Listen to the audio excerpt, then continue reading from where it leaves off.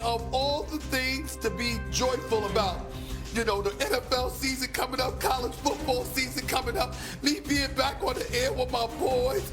Yo, some dude, Marcus Spears Jr. is the #1 prospect in the country. Now, I don't have a son, damn it.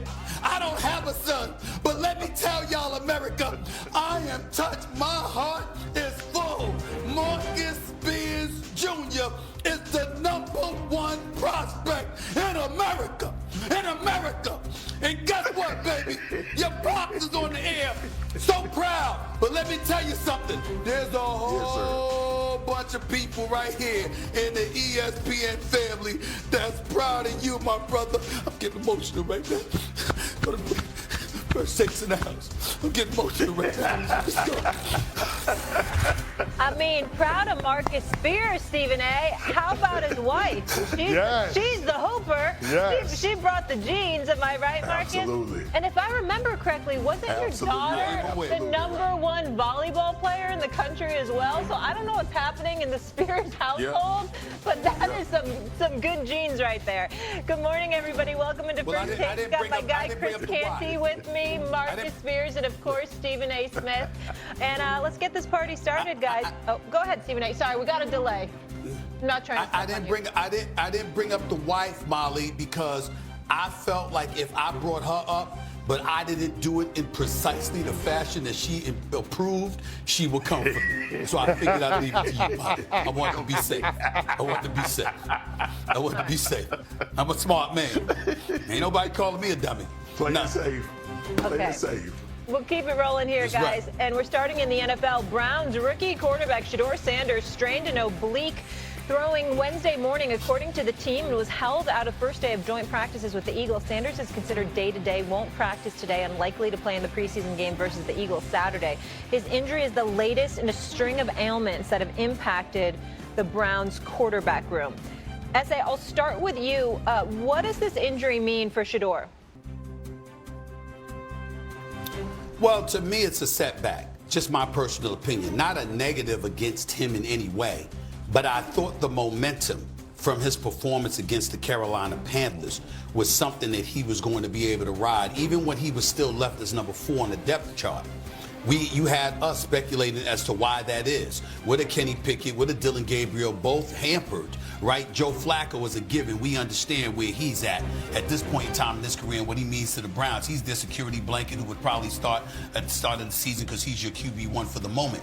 But we looked at Shedeur Sanders, and then I'm thinking about, okay, you got joint practices with the Eagles, and then you got a game this Saturday night against the Eagles. And if you're going up against the reigning defending Super Bowl champions, whether it's against a second or a third unit, but you look as good, if not better, than you did against the Carolina Panthers last weekend, that would be something that would really, really be good for him.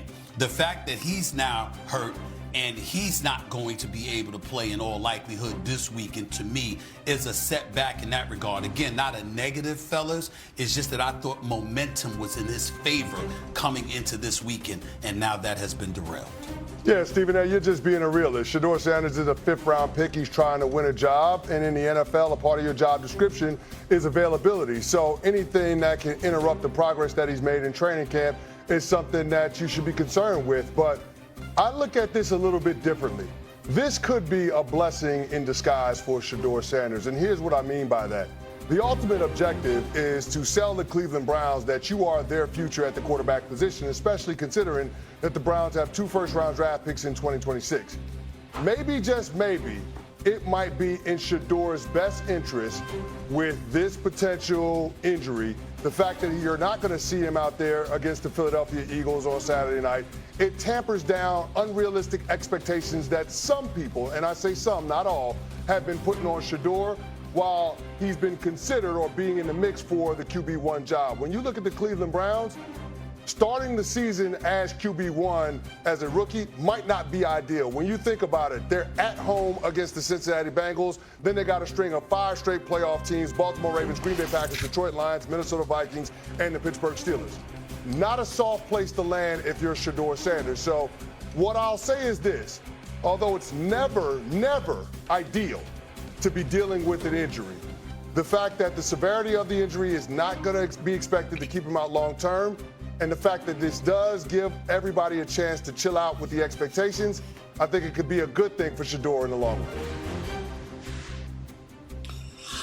Yeah, see, I understand that premise, but I contextualize it like this, all right? I thought it was semantics to keep him fourth overall. I still think him, Dylan Gabriel, and Kenny Pickett are all bunched up to see who the guy will be behind Joe Flacco. Obviously, Kenny Pickett having probably a little bit more of headway because he's played in the league before, but everybody understands too that there's a book out on him and some idea of what he is as a quarterback. The unfortunate part about this oblique injury is what I thought the preseason game would do for him, and it would get him more reps, more intentional reps in practice, especially with what Stephen A. brought up. Now you're practicing against another team. You get a chance to see him against a defense, hopefully with good on good.